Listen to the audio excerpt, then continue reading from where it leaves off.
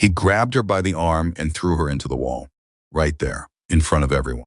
Marco Reyes, Vincent Callahan's most trusted security commander, put his hand on Claire Bennett's shoulder on her very first morning and shoved her sideways into the corridor wall hard enough to make the framed glass rattle. Then he leaned in close and said, low and ugly, "Walk back out that door before I carry you out." Nobody moved. Nobody spoke. A room full of armed, trained, dangerous men stood completely still and watched. And Claire Bennett looked up at Marco Reyes and said nothing. She just looked at him and wrote something in her notebook. That was the first mistake he ever made in front of Claire Bennett. It would not be his last. And before this story is over, you will understand exactly why that laugh was the beginning of his end. If this is your first time here, welcome. Hit that subscribe button right now and stay with us until the very end, because this story only gets more intense from here.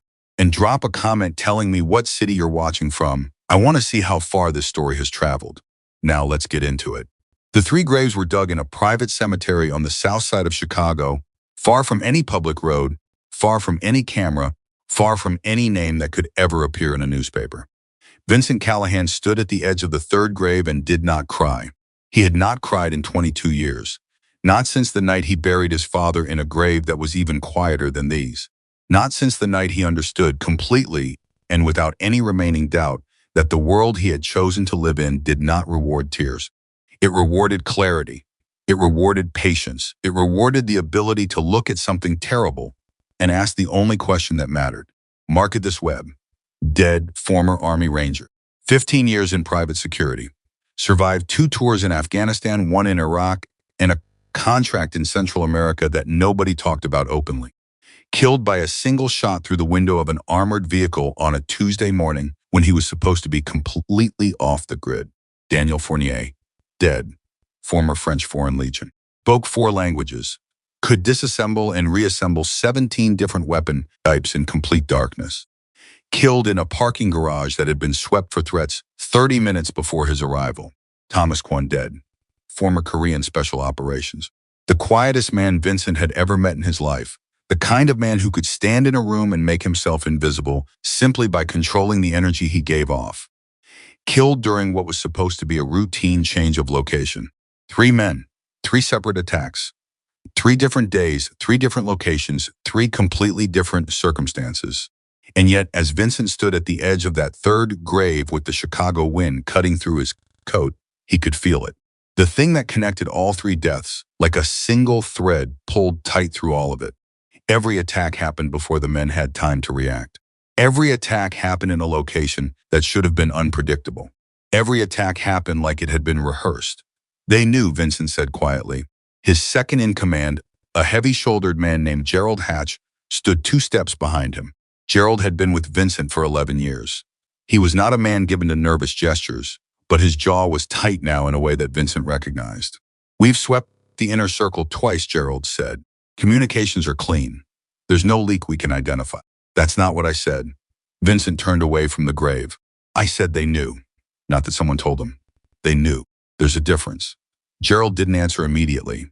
He understood that when Vincent made a distinction like that, he was not inviting argument. He was thinking out loud, and the only correct response was to listen. They understood how Marcus thought, Vincent continued. They understood how Daniel moved. They understood how Thomas made decisions under pressure. They studied these men. They got inside their heads. And then they built the attacks around what they found. He stopped walking and looked back at the 3 fresh mounds of earth. "I don't need someone stronger. I need someone they haven't studied yet. Someone they can't read. Someone nobody expects." 2 days later, Gerald came to him with a list. The list was impressive, at least on paper. 12 names. Former Delta Force. Former Navy SEALs. 1 former CIA field officer who had spent 8 years in Eastern Europe doing things that would never appear in any official record. Men with decorations, commendations, and the kind of physical presence that made other dangerous men cautious. Vincent read the list carefully, then he put it down. "None of these," he said. Gerald blinked. "Sir, these are the best available. The best available people just got buried in that cemetery." Vincent's voice was not raised. It never was. But the weight behind it could fill a room without any volume at all. "The enemy has been watching my world for a long time. They know how to handle men like the ones on that list. They know how to study them, how to predict them, how to neutralize them before they even know they're in danger. I need someone from outside that pattern, someone different. Define different. Vincent looked at him steadily. Someone nobody looks at twice. There was a pause. I have one name, Gerald said slowly. It came from a contact in the private intelligence community. She's not the kind of person who appears on lists like this. Her background is in intelligence security analysis, not tactical protection. She's never served in any military branch. Vincent said. Yes. Another pause. Tell me about her. Claire Bennett, 32 years old, spent 7 years working in corporate intelligence security, specifically threat assessment and pattern analysis. Before that, 2 years with a private protection firm that handled high-value clients in politically unstable environments. She left the industry 3 years ago. The reason isn't entirely clear. Her record before she left is clean, no failures, no incidents, one notable success that isn't publicized for reasons I can explain separately. Vincent was quiet for a moment. Bring her in. The team won't receive her well. Marco especially. He's been running internal security for 4 years. He'll see her as a challenge to his authority. I know that too. Vincent picked up the list again, looked at it one more time, then set it down with the kind of finality that meant he was done discussing the matter. Bring her in. The conference room on the 14th floor of the Callahan Group's legitimate business front, a real estate development company with an impeccably maintained public profile, was occupied by 8 men when Claire Bennett walked through the door at 9 in the morning on a Wednesday. She was not what any of them expected. She was not exceptionally tall. She was not built like someone who spent 3 hours a day in a gym preparing for combat. She wore a simple black suit that was well-fitted but not aggressive. She carried a small leather notebook in her left hand and a pen that she kept clicking with her thumb. Once, twice, a small unconscious gesture that was the only visible sign of anything less than complete stillness in her bearing. She walked to the center of the room and stopped. She did not introduce herself immediately. Instead, she spent 4 seconds, 4 full, noticeable seconds looking at the room, not at the people, the exits, the windows, the position of every chair and every person relative to every door. Marco Reyes broke the silence first. He laughed. It was not a small laugh. Marco was 47 years old, 6 feet 2 inches tall, built like a man who had never lost a fight he'd chosen to start. He had spent 15 years working in private security before Vincent brought him inside, and he had a sense of himself that came from having survived things that would have ended other people. He did not respect things that did not look dangerous to him, and Claire Bennett did not look dangerous. This is who's supposed to keep Vincent Callahan alive. He gestured toward her openly, turning to the other men as if inviting them to agree that what they were all seeing was genuinely absurd. She looks like she belongs in an office answering phones, not standing between the boss and a bullet. 2 of the other men smiled. One actually laughed. A 4th man, younger than the rest, pressed his lips together and looked at the table. Claire heard every word. She did not turn red. She did not tighten her jaw or clench her fists. She looked at Marco Reyes with an expression that was so perfectly neutral it was almost unreadable. And then she did something that Marco clearly did not expect. She wrote something in her notebook. Just that. She opened the small leather notebook and wrote something down, and then she looked back at the room with the same steady, unhurried attention she had given it when she first walked in. Marco's smile faded slightly. He didn't know why. He couldn't have explained it if he'd tried. But something about the way she looked at him after writing in that notebook made him slightly uncomfortable in a way he would not have admitted to anyone. "Miss Bennett," said Gerald Hatch, who was standing near the far wall, "if you'd like to take a seat." "I'd rather stand," Claire said. Her voice was clear and even. "I'd like to ask a question before we begin, if that's all right." Gerald nodded. "Who decided where this meeting would take place?" A small pause. "I did," Gerald said. "How many people were told the location before this morning?" Gerald thought for a moment. 7. The 8 people in this room plus myself. So 9 people knew this location in advance. She looked around the room again, not suspiciously, observationally, like a person doing a quiet mental calculation. "And the meeting wasn't moved at any point?" "No." "Same time as originally scheduled?" "Yes." Claire wrote something else in her notebook. Marco crossed his arms over his chest. "What exactly are you writing down?" "Notes," she said simply. "About what?" She looked up at him. "About the way this organization runs its security procedures." She paused just briefly, and about the people in this room.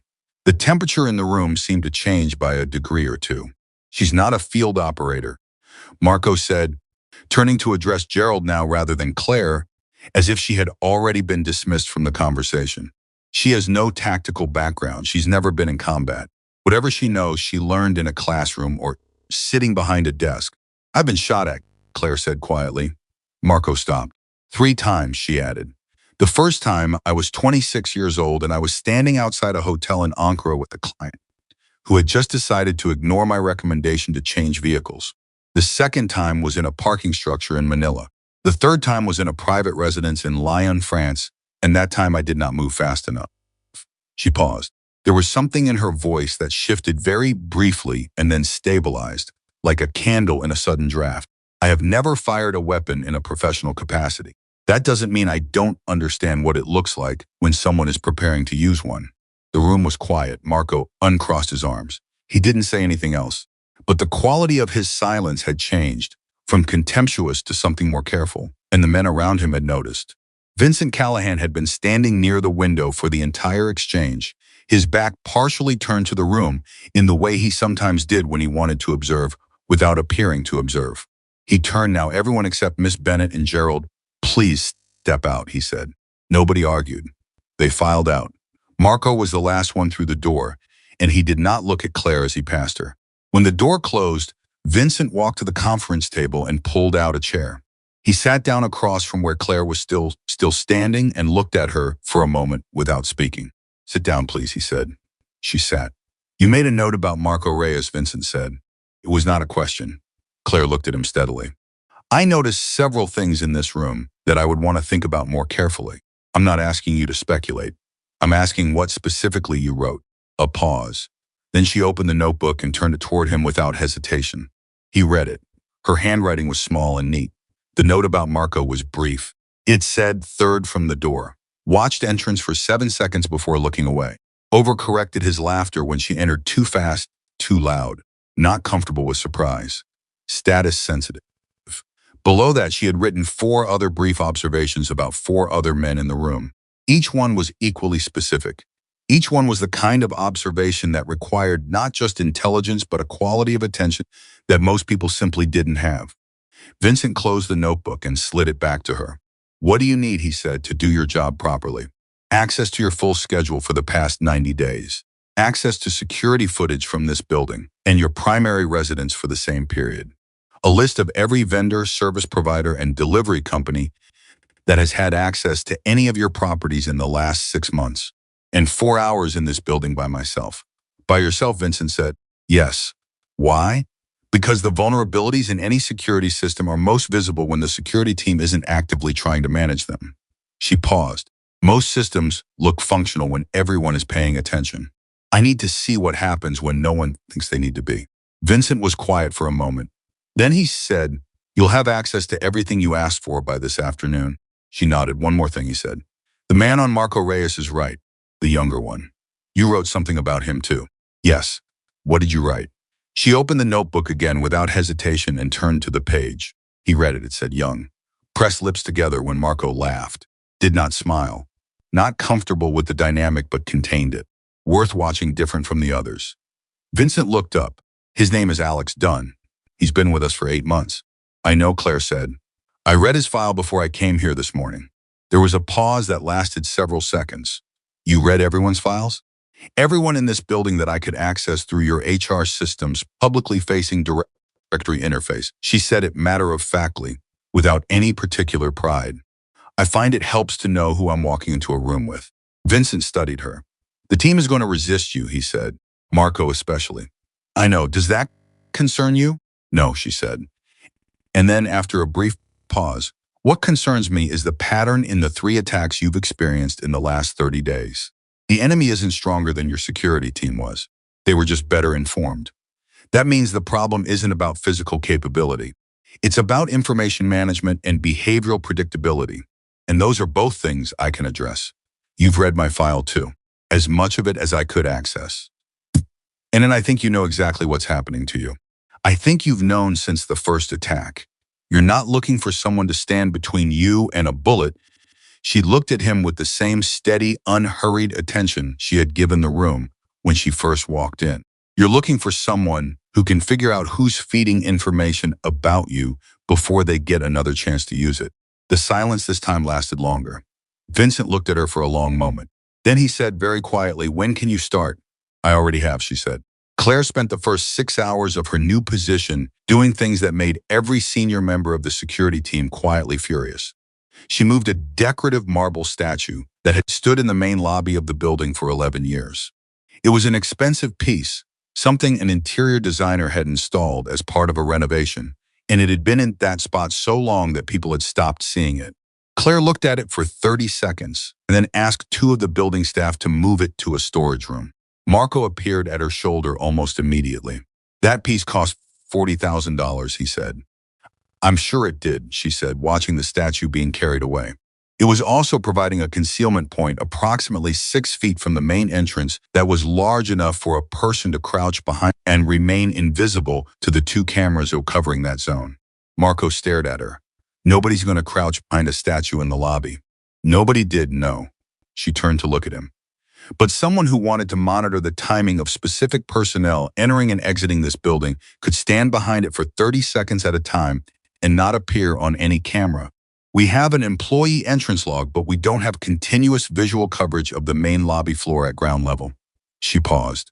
The statue was a blind spot with a handle on it. Marco opened his mouth and closed it again. She walked away. She changed the angle of 3 security cameras. She removed a checkpoint from the 3rd floor that had been in place for 7 years. When a senior guard named Patterson, a thick-necked man with 20 years of experience and 0 patience for what he privately characterized as her civilian theater, asked her why she was removing it, she told him that the checkpoint was stopping people who were already inside the building after passing 2 prior verification points, which meant it was providing a false sense of security while creating a predictable choke point that could be exploited. "It tells people you're thorough," she said. "It doesn't actually make you safer." Patterson looked at her with the particular expression of a man who has spent his entire career being confident in a specific skill set and has just been told by someone he considers unqualified that he's been doing it wrong. "We do things here because they work," he said. "Do they?" She held his gaze. 3 of the men who set up these procedures are buried in a private cemetery on the south side of the city. She walked away from that conversation too. That night, after everyone else had gone home, Claire sat alone in the security room and reviewed 6 hours of footage. Not the incident footage, the routine footage. The hours of ordinary, unremarkable daily operations that nobody paid attention to because nothing appeared to be happening. She was not looking for threats. She was looking for patterns. She had been doing this for 3 hours when she found it. It was subtle enough that she almost missed it the first time. A delivery driver.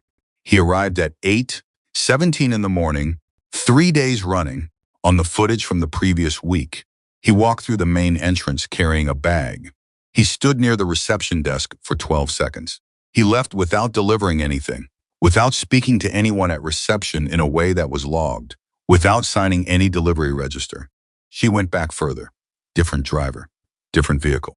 8:17, same behavior. 12 seconds, sometimes 11, once 14, but always within that range. Always standing in the same general area relative to the reception desk. Always leaving without any logged interaction. She sat back in her chair. It wasn't a delivery service, it was a timing exercise. Someone was measuring something. The traffic in and out of the lobby at that hour. The response time of the reception staff. The coverage gaps in the camera system. They were running the same check from multiple angles, using multiple personnel so that no single face became familiar. They weren't ready to attack yet. They were studying the building the same way they had studied the 3 men who were now in the ground. Claire closed the footage and opened a new document on the security room's terminal. She typed for 40 minutes. Then she printed what she'd written, put it in an envelope, and went to find Gerald Hatch. He was still in the building. He was usually still in the building. She handed him the envelope. "What is this?" he asked. "A request," she said. "I need Mr. Callahan's schedule for the next 2 weeks to be cleared of any public-facing appearances. Everything that's currently confirmed should be quietly postponed or rerouted through alternate venues. No announcements, no explanations to anyone outside a core group of 3 people." Gerald stared at her. We can't cancel 2 weeks of... Someone is currently conducting surveillance on this building using a rotating team of at least 3 individuals, she said. They have been doing it for at least 10 days, based on the footage I've reviewed tonight. They are not ready to act yet. But when they are ready, they will know exactly where Mr. Callahan is going to be, exactly what his movements will look like, and exactly which windows in his protection are wide enough to use. She held his gaze. 2 weeks. I need 2 weeks to identify the pattern and find the source. If I'm wrong, we've lost nothing but some inconvenient schedule changes. If I'm right, she didn't finish the sentence. She didn't have to. Gerald looked at the envelope in his hand. I'll take this to him tonight, he said. Vincent read her report at 11:30 in the evening, sitting alone in his study. He read it twice. Then he picked up the phone and called Gerald. Tell her she has her 2 weeks, he said. The team won't like it. The team doesn't have to like it. He set the report down on his desk. She found something. 3 attacks and nobody on my team found anything. She's been here for 12 hours and she found something. He paused. Tell her she has her 2 weeks. The next morning, Claire arrived before anyone else, and Marco Reyes was waiting for her in the lobby. He was not there by accident. He had positioned himself so that she would have to walk past him to reach the elevator. He was holding a coffee cup and wearing an expression that was calibrated to be casual while being very deliberately something other than casual. Early start, he said. Yes, she said, and started walking toward the elevator. I want to talk to you, he said. She stopped. She waited. I've been running security for this organization for 4 years, Marco said. I know how things work here. I know the threats. I know the players. I know which situations need a fast physical response and which ones need something else. What I don't know, and here his voice carried a very specific weight that was not quite a threat and not quite a challenge, but occupied the space between them, is what exactly your plan is here, or what makes you think you can walk into a system that's been running for years and start moving furniture around. Claire looked at him. I'm not trying to replace what you've built, she said. That's not what it looks like from where I'm standing. I know. She paused. I'm trying to find what the people who killed your colleagues found, because they found something. And until we know what it was, everything you've built has the same vulnerability it had before. Marco was quiet for a moment. His jaw moved slightly. We don't know they found anything, he said. We don't know it wasn't random. 3 attacks in 30 days, she said. 3 former military operators killed in locations that should have been unpredictable. All 3 killed before they had time to react. She held his gaze. You know it wasn't random. You knew it from the first attack. You've been trying to find the leak ever since, and you haven't been able to because it's not the kind of leak you're trained to look for. The silence stretched. What kind of leak is it? He asked. The contempt in his voice had shifted into something that was not quite respect, but was no longer comfortable dismissal either. The kind that looks like nothing, she said. The kind that hides inside ordinary patterns. She started moving toward the elevator again. That's what I'm looking for. She pressed the button. The elevator doors opened. She stepped inside, and as the doors closed, she saw Marco Reyes standing in the lobby watching her with an expression she had seen on other people's faces before. Not on security professionals. On people who had just realized for the first time that they might not have been as protected as they thought. That expression was the beginning of something important. She just didn't know yet how important it would turn out to be. By the end of the second day, she had cataloged 11 behavioral anomalies across the security footage of the past 3 weeks. By the end of the third day, she had identified a secondary pattern that connected 4 of them. By the end of the 5th day, she was sitting across from Vincent Callahan in his study with a document in her hand and something in her eyes that was not quite alarm, but was very close to it. I need you to listen to something, she said. Go ahead, he said. The surveillance on this building isn't random reconnaissance. It has a specific rhythm. The intervals between observation visits, the rotation of personnel, the way the timing clusters around the hours immediately before and immediately after your typical arrival window, it's not general information gathering. It's operational preparation. She set the document on his desk. Whoever is doing this is not deciding whether to act. They've already decided. They're deciding when. Vincent looked at the document for a moment. How long, he said. Days, she said, maybe less. The room was quiet. Then we need to move, he said. Not yet, she said. If we move too early, we lose the opportunity to understand exactly what they know and how they know it. The only advantage we have right now is that they don't know what I've found. She paused. I need 2 more days. Vincent looked at her. 2 more days, she said again. And I need something else. What? I need you to trust me, she said. Not partially. Not conditionally, completely. Because when the moment comes, there won't be time to explain or debate or vote. There will only be time to act on what I know. Vincent Callahan had been the head of a criminal organization for 19 years. He had trusted very few people in his life with anything that mattered. Trust in his experience was not a virtue. It was a calculation. And every calculation eventually came with a cost. He looked at the woman sitting across from him. She wasn't trying to impress him. She wasn't trying to intimidate him. She was just telling him the truth, as plainly as she knew how to tell it. He picked up the document and looked at it. 2 days, he said. She nodded. She stood to leave. Miss Bennett, he said. She stopped. What happened in Lyon, he said. The third time you were shot at. There was a pause, a very brief pause, the kind that had weight. I made a decision, she said. I chose to move toward the threat instead of positioning my client behind me. I thought I saw the clearest angle. I was wrong by about 40 degrees. She paused again. My brother was with me that night. Not professionally, he had come to meet me for dinner afterward. He was in the wrong place. The room was completely still. He didn't survive, she said. She said it with the same even, clear voice she used for everything. But there was something underneath it that Vincent recognized in the way you recognize something you have felt yourself. A weight that has been carried so long, it has become part of the shape of the person carrying it. I'm sorry, he said. She nodded once. Then she walked out. Vincent sat alone in his study for a long time. He thought about the 3 men buried in the private cemetery on the south side of the city. He thought about the 12 names on the list he had rejected. He thought about the way Claire Bennett had walked into a room full of men who had laughed at her and spent 12 hours quietly, seeing things none of them had thought to look for. Then he thought about Lyon, and he understood for the first time why she checked every door twice, why she treated every mission like one mistake could destroy everything, why she had walked into this building on her first day not trying to prove anything to anyone, but already quietly, completely doing her job. He picked up the phone. Gerald, he said when the call connected, Sir, tell the team that Miss Bennett's access has been expanded to full operational authority. Everything, no limitations, no approvals required. Effective immediately, a pause. Marco, won't I know? Vincent said. Tell him anyway. He put the phone down. Outside his window, Chicago moved in its ordinary patterns, its ordinary rhythms, its ordinary life. Somewhere in that city, someone was counting down to the moment they believed would be Vincent Callahan's last.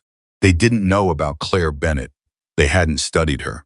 They hadn't had 12 seconds in a lobby watching her face. And that in a game where every advantage was measured in seconds and inches, and the difference between what someone expected and what they found was about to matter more than any of them understood. The clock was running, and Claire Bennett was already 3 moves ahead. Vincent Callahan's office was on the 15th floor, 1 floor above the conference room where everything had started. Claire Bennett walked into it, still straightening her jacket, her notebook pressed against her side, her breathing completely even. Vincent was already standing when she entered. He had heard what happened in the hallway. In a building this size with men this wired, news traveled faster than elevator doors. He looked at her for a moment without speaking. Are you all right? He asked. Yes, she said. I'll deal with Marco. Please don't, she said. That stopped him. He had expected anger. He had expected a demand for consequences, for Marco to be removed, for some acknowledgement that what had just happened in his hallway was unacceptable. He had not expected this. He's showing me something, Claire said. She sat down in the chair across from his desk without being invited to, opened her notebook, and wrote something. I want to see how far it goes before you could correct it. Vincent studied her. You want me to let my security commander believe he can put his hands on you. I want to see who else in this building thinks the same thing he does and is simply more careful about showing it. She looked up. The enemy that killed your 3 men understood your organization from the inside out. That means someone with access helped them. That someone is still here.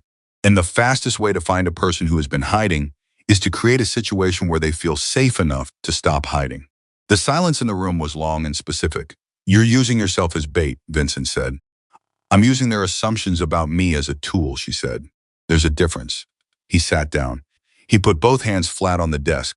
He looked at this woman who had been in his building for less than an hour and had already been physically assaulted by his head of security and was now sitting across from him explaining, calmly and precisely, why that was actually useful. "What do you need from me?" he said. "Act normally. Don't defend me publicly. Don't give me any visible authority for the next 48 hours. Let the team believe that Marco's position stands and that I'm here in a limited, unclear capacity." She paused. "And give me access to the security logs from the past 6 weeks. All of them, not the summaries, the raw files." "You'll have them by noon," he said. She stood. She moved toward the door. "Miss Bennett," he said. She stopped. "If Marco puts his hands on you again." "He won't," she said. And the certainty in her voice was so complete, so unqualified, that Vincent found he had nothing to add to it. She walked out. The security room was in the basement. It was a long, low-ceilinged space filled with monitors and servers and the kind of uninstitutional silence that came from spending too many hours watching footage of nothing happening. Claire arrived there at 10:45 in the morning and found a young man sitting at the main terminal with headphones around his neck and an expression of mild surprise at seeing her. His name was Alex Dunn. She recognized him from the conference room. He was the one who hadn't smiled when Marco laughed. "Mr. Dunn," she said. He straightened immediately. "Miss Bennett, I once told you I have access to the raw security logs from the past 6 weeks," she said. "I'd like to begin reviewing them now, if you're not in the middle of something critical." He looked at the monitor in front of him. He looked at her. He made a decision. "No," he said. "I'm not in the middle of anything critical." He moved aside. "The archive interface is here. Date range selector on the left. Camera designations are listed by floor and zone." He paused. "Do you want me to show you how I'll find it?" she said. She sat down. She put her notebook on the desk beside the keyboard, and then she looked up at him. "You can stay if you want. I don't need the room." He stayed. He didn't say anything for the first 20 minutes. He sat at a secondary terminal and worked quietly while she navigated the archive, moving through footage with a focus and efficiency that he realized, genuinely unusual. Most people reviewing security footage moved through it quickly, scanning for anomalies, trusting the system to flag what mattered. Claire moved slowly, methodically. She was not looking for anomalies. She was watching everything. "You're studying the normal stuff," he said finally. He hadn't meant to say it out loud. "Yes," she said. "Why?" "Because the normal stuff is where people hide." She didn't look away from the monitor. "If you want to know what's wrong in a system, you have to know first what right looks like. Most people skip that step." Alex was quiet for a moment. "The guys upstairs think you're here to..." He stopped. "To fail," she said. "I know.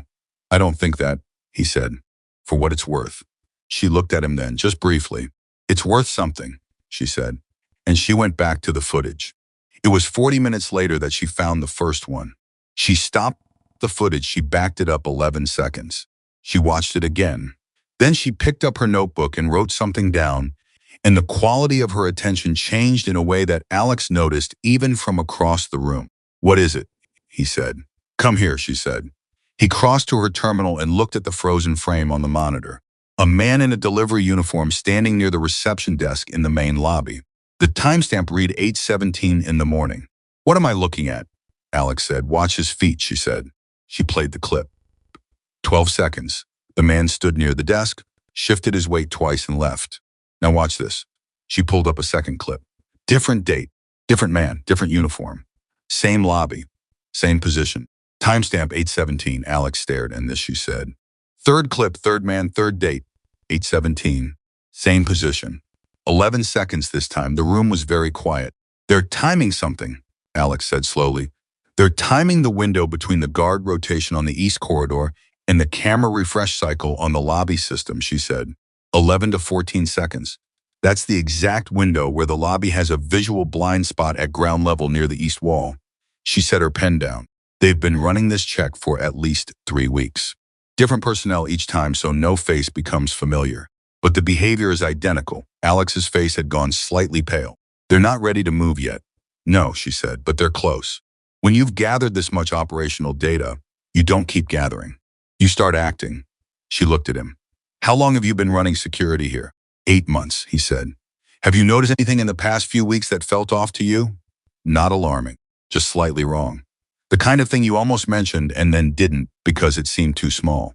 He thought about it. He thought about it genuinely, which she noted.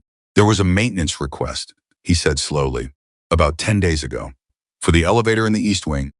The request came through the normal channel, the vendor was on our approved list, and the work order had all the right signatures. But the repair only took about 12 minutes, which seemed fast for the job that was listed. Which elevator? The one that services floors 12 through 16. Floors 12 through 16. Vincent's office was on 15. The conference room where she had been brought in was on 14. Claire wrote in her notebook for 30 seconds straight. I need the work order, she said. The original document, not the digital copy. I can get it, he said. It'll take me about 20 minutes. Get it now, she said. He went. While he was gone, Claire continued through the footage. She was moving faster now, not because she was less careful, but because she knew what she was looking for. The pattern, once identified, became visible in more places. A food service delivery that arrived at the loading dock 14 minutes early and spent the extra time in a position that gave the driver a clear sight line to the parking structure exit. A fire inspection that had been scheduled for a floor that Vincent never used, conducted by an inspector whose certification number did not match any active certification in the state database. Claire wrote it all down. She wrote without stopping. When Alex came back with the work order, she read it in under a minute. The technician's employee number, she said. Run it. He ran it. The number belonged to a C63-year-old man who had retired from the maintenance company 4 years ago. She stood up from the terminal. Who else in this building has access to the elevator maintenance logs? She said. Alex thought. Facilities management, Gerald Hatch's office, and the security floor. He paused. And Marco. Marco has access to everything. She looked at him. He looked back at her. Neither of them said what was in the room between them. Not yet. It was too early, and she had not survived as long as she had by moving before she had enough to move with. Don't tell anyone what you found here today, she said. Not even Gerald, he said. Not yet. Not anyone. She closed her notebook. Can I trust you with that?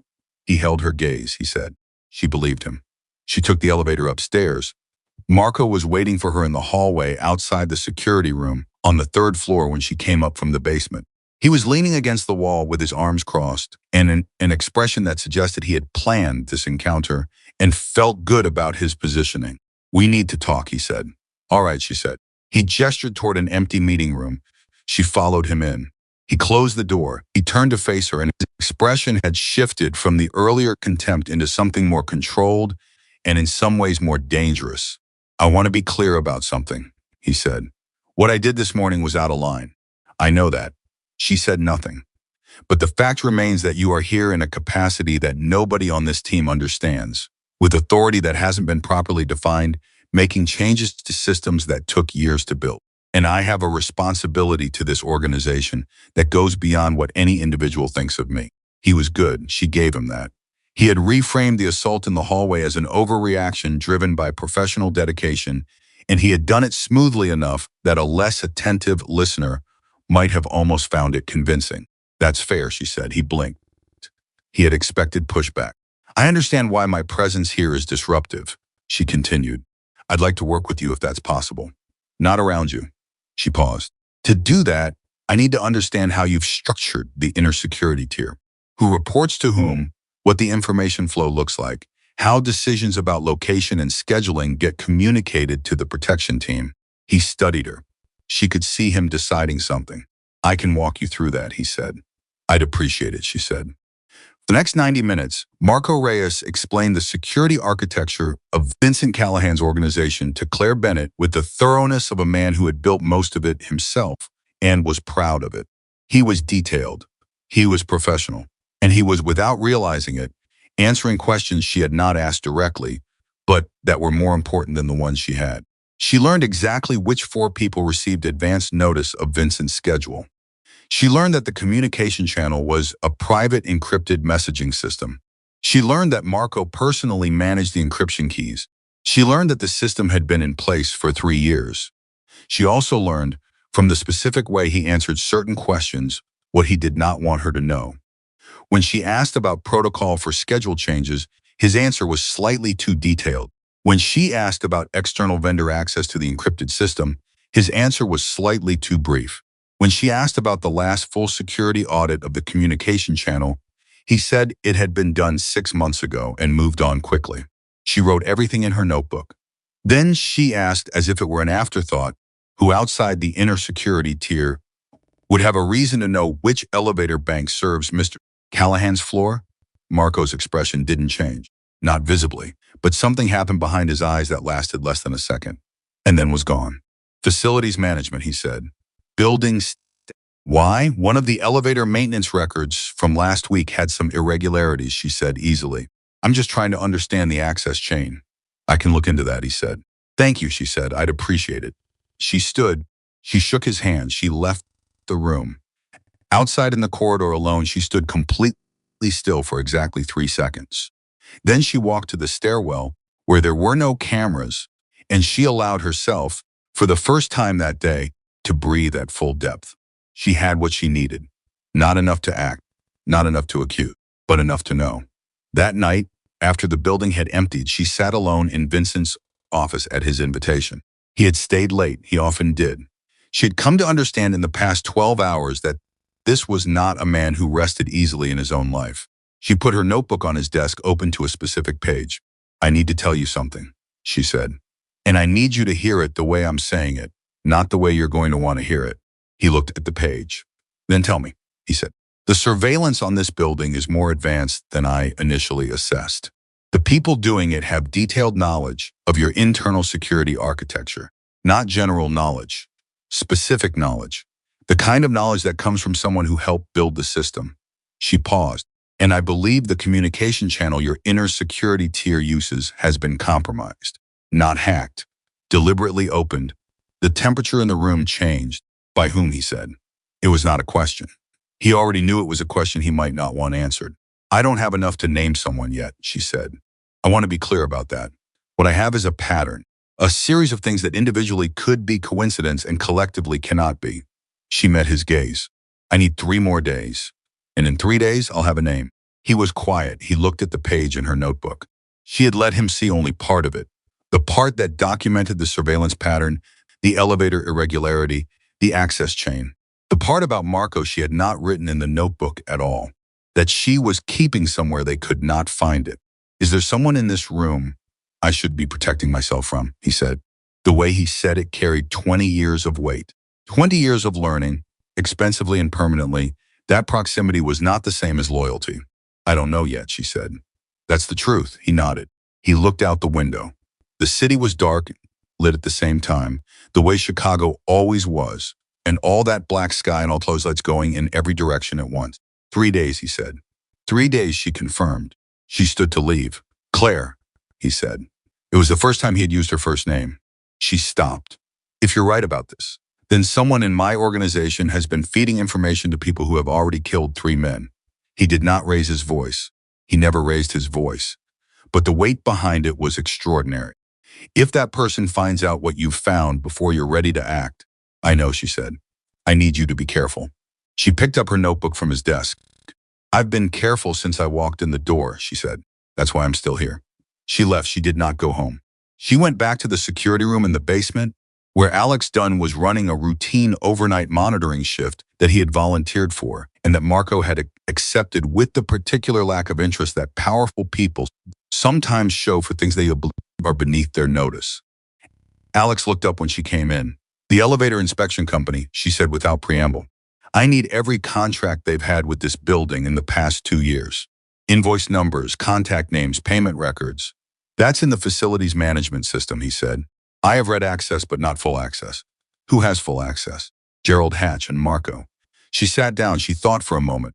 There's a secondary backup server for the facilities management system, she said. Where is it? He stared at her. How do you know about it? Where is it, basement? Mechanical room B, he paused. But it's not connected to the main network. It's a physical backup. You'd have to be in the room with it. Can you get me access to that room? He looked at her for a long time. 8 months he had been in this building. 8 months of watching Marco run security like a kingdom with himself out at the center. 8 months of noticing things that didn't quite fit and saying nothing because he was new and uncertain, and the cost of being wrong seemed very high. Yes, he said. I can get you access now? He stood up. Now, he said. The subbasement smelled like concrete and electrical equipment and the particular cold that lives permanently underground. Alex had a physical key for the mechanical room which he explained was kept on a hook in the security room supply cabinet and had not, as far as he knew, been used in several months. The backup server was old, older than the main system, but it was intact and it was running, and it was critically not connected to any network that could be monitored. It took Claire 23 minutes to find the payment records for the elevator inspection company. It took her 4 more minutes to find the irregularity. The inspection company had been paid for 11 service calls to this building in the past 18 months. Standard enough. But 3 of those payments had been routed through a secondary billing account that did not appear in the main facility's management records. The secondary account had been created 14 months ago. The authorization signature on the account creation document belonged to a member of the security team. She photographed the document with her phone. She looked at Alex. He had been reading over her shoulder. She could tell from his face that he had seen the signature. "Don't say it out loud," she said quietly. He closed his mouth. "Go upstairs," she said. "Run your shift normally. Don't change anything about your behavior. Don't avoid anyone. Don't seek anyone out." She looked at him directly. "Can you do that?" His jaw was tight. He was 26 years old, and he had just seen something that made his hands want to shake, and he was doing a reasonable job of not letting them. "Yes," he said. "Good," she said. "Go." He went. She stayed in the sub-basement for another 10 minutes, copying 3 additional documents, and then she walked back upstairs through the stairwell with her phone in her inside jacket pocket and her notebook pressed against her side and her face showing nothing at all. In the elevator alone, going up, she allowed herself one moment. She thought about her brother. She thought about Lyon. She thought about the 40 degrees she had been wrong by and what it had cost. She thought about the weight of being certain just enough to act and not enough to be safe. Then the elevator doors opened. She stepped out. She walked to the end of the corridor, turned left, and knocked twice on the door to Vincent's private office. It was past midnight. He was still there. She had known he would be. The door opened. She walked in. She put her phone on his desk with the photograph of the document visible on the screen. He looked at it. He looked at her. She said nothing. She let him read. She watched his face go through something that was not surprise. She had known it would not be surprise because some part of him had already known, had probably known before she ever walked in the door, and had hired her precisely because knowing and proving were 2 entirely different things. He set the phone down. He was quiet for a very long time. "How long?" he said finally. Not who. He would ask who later when the documentation was complete and the evidence was solid and the action that followed could not be legally or organizationally challenged. Right now he was asking the question that mattered most to him personally. "At least 14 months, she said. Possibly longer. The account creation is the earliest thing I can document. Then the attack on Marcus Webb was informed by access to your schedule, your routes, and your communication protocols that had been compromised for over a year." She paused. Marcus didn't fail. He was sold. Something moved across Vincent Callahan's face. Something that didn't have a clean name, but that Claire recognized because she had felt a version of it herself, standing in a hospital corridor in Lyon, being told that her brother's injuries were not survivable. It was the specific grief of losing someone to betrayal rather than to circumstance. It hit differently. It left a different scar. "I need 2 more days," she said, "to build the complete record. Enough that there's no room for any alternative explanation." "You'll have them," he said. His voice was completely steady. She had come to understand that this was what Vincent Callahan's grief looked like from the outside. Perfect stillness, perfect control. The kind of composure that was not the absence of feeling, but its absolute compression. She picked up her phone. She moved toward the door. "Claire," he said again. She stopped again. "The man whose signature is on that document," he said carefully. "How close is he to the people who are planning the next attack?" She turned around. She looked at Vincent Callahan. And for the first time in 2 days, she said, the thing that had been sitting at the center of everything she had found, the thing she had been building toward from the moment she had walked into this building and watched Marco Reyes's eyes move to the entrance for 7 seconds before he looked away. Close enough, she said, that if they are planning a next attack, he already knows when it's going to happen. The room was absolutely still. "Then we don't have 2 days," Vincent said. "No," she said, "we probably don't." Outside, Chicago went on being Chicago. The lights and the dark and the cold and the noise of a city that did not stop for anything. Somewhere in it, a plan was moving toward its final stage. Somewhere in it, someone who had spent 14 months opening doors for killers was sitting inside the organization of the man he was helping to destroy, waiting for a moment he believed he had fully controlled. He did not know about the photograph on Claire Bennett's phone. He did not know about the documents she had copied in the sub-basement. He did not know that the woman he had shoved into a wall on her first morning had spent every hour since then building a case that would take everything he had constructed and turn it to dust. He did not know any of that. And that, as Claire Bennett had understood from the very beginning, was the only advantage that mattered. Not strength, not weapons, not the kind of presence that made dangerous men cautious. The advantage of being exactly who they had already decided not to worry about. She walked out of Vincent Callahan's office, and the door closed quietly behind her, and somewhere above her in the building, a man who believed he was untouchable was about to find out what it felt like to be seen. She had 48 hours, maybe less, and she spent the first 6 of them not sleeping. Gerald Hatch found her in the security room at 5:30 in the morning, still at the terminal, 2 empty coffee cups beside the keyboard, and her notebook open to a page that was dense with writing on both sides. He stood in the doorway for a moment without announcing himself, and something about what he saw made him close the door quietly behind him before he spoke. "Vincent called me at 2 in the morning, he said." "I know," she said. She didn't look up from the monitor. "He told me what you found." "I know that too." Gerald walked to the chair beside her terminal and sat down heavily. He was 61 years old, and he had been in this organization longer than anyone except Vincent himself. He had the particular tiredness of a man who had spent decades being careful and had just discovered that his carefulness had not been enough. "How certain are you?" he said. Now she looked up. "Certain enough to have documented it. Not certain to have acted on it yet." She held his gaze. "The documentation needs to be complete, airtight.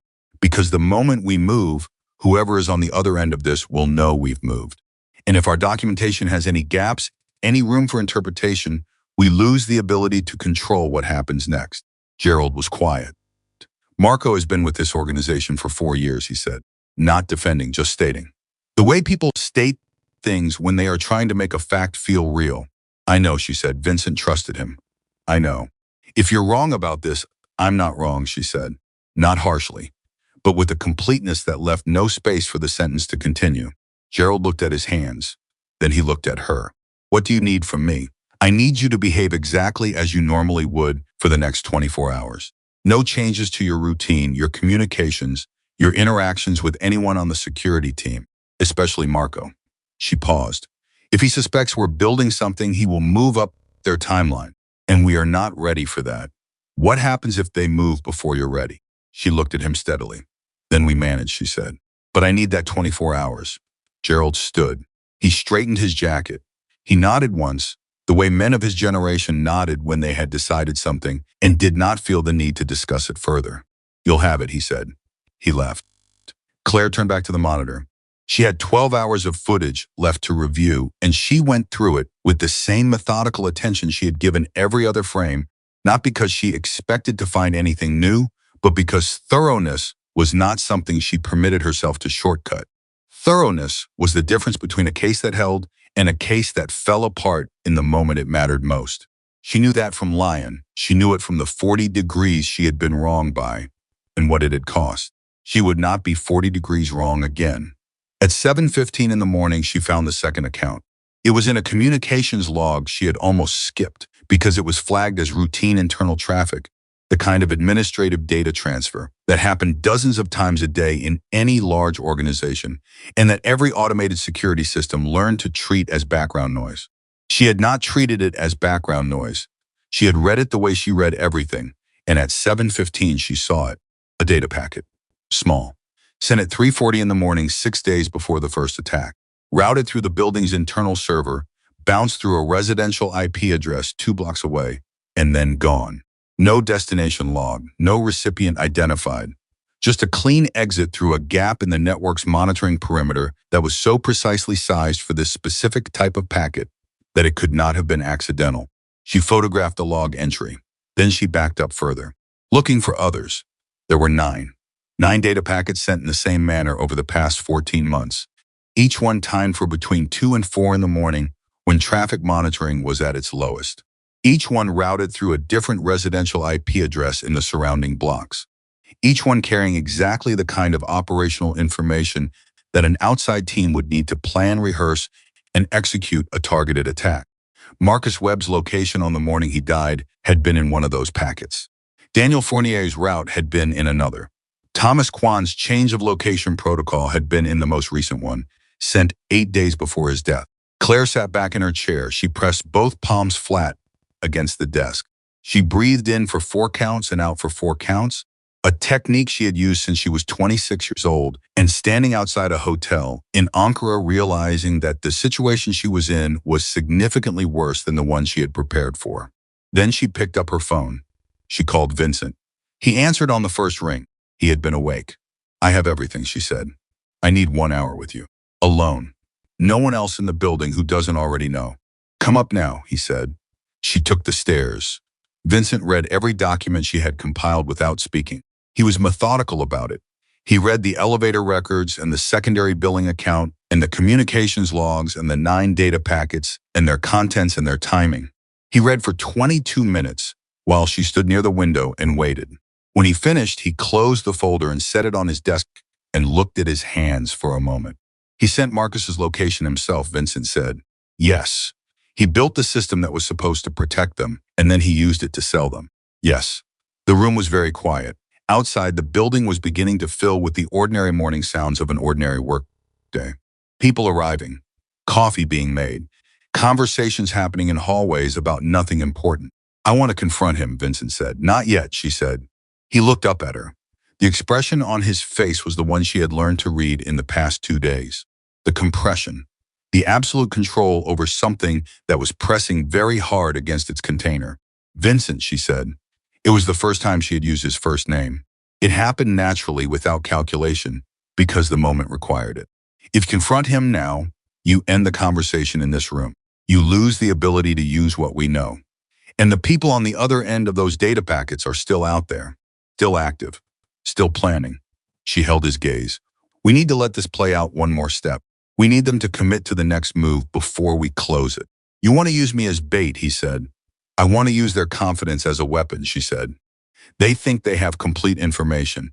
They think they know exactly where you're going to be, exactly how you're going to move, exactly what your security response will look like. They have been building towards something specific. I want to let them build one step further, and then I want to be where they don't expect anyone to be." Vincent was quiet for a long moment. "What does that look like in practice?" he said. "There's a convoy scheduled for this afternoon. The South Side meeting. You've had it on the schedule for 2 weeks. She paused. "Marco knows about it. He's been managing the route planning." "He'll have sent the route," Vincent said. "He'll have sent the route," she confirmed, "which means they'll be positioned for it, which means we know exactly where they're going to be." She met his gaze.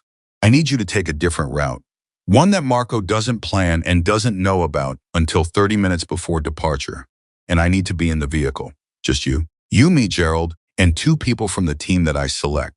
Not Marco." Another silence. "If something goes wrong," Vincent said carefully. "Something will go wrong," she said. "Something always goes wrong. The question is whether we've prepared for the specific thing that goes wrong, or whether we've only prepared for the things we expected." She paused. "I've been preparing for the specific things." He looked at her for a long time. Then he picked up his phone and called Gerald. "Tell the team the convoy is confirmed for 2 this afternoon," he said. "Standard route, let Marco manage the logistics." He paused. "And tell Alex Dunn I want him on the primary vehicle." He hung up. He looked at Claire. "Tell me the route," he said. She told him. Marco came to find her at 10 in the morning. She was in the 3rd floor meeting room, reviewing the secondary facility maps she had requested from Gerald, and Marco knocked twice and opened the door without waiting for an answer, which told her something about the current state of his confidence. He sat down across from her without being invited. "The convoy this afternoon," he said. "I've finalized the route and the vehicle assignments. I want to walk you through the protocols so we're aligned." She looked at him. "Of course," she said. He walked her through it. The route, the timing, vehicle positions, the communication protocols.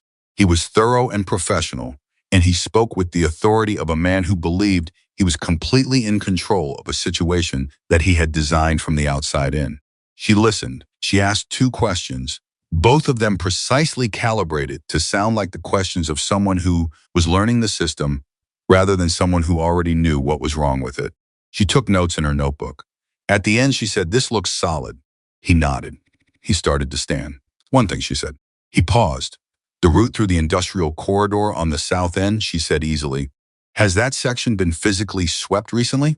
I noticed on the map that there's a construction zone that isn't in the current traffic data." Something moved through Marco's eyes, faster than a blink, gone before it fully formed. "It was swept 2 days ago," he said.